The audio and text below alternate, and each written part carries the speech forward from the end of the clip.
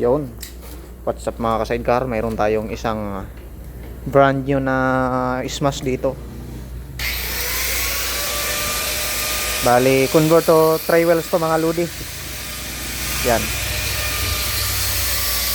Medyo malapit-lapit na. So, sinetap na natin yung kanyang differential sa likuran.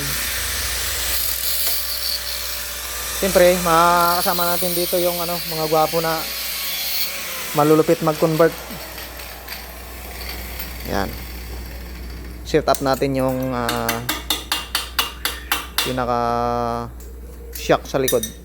So, smash po yan mga ka-sidecar. Brand new. So, gagawan pa natin dito ng kargaan sa likuran mga idol. Sinetap lang muna natin yung kanyang gulong sa likod. So, abang-abangan nyo mga ka-sidecar yung fully setup nito.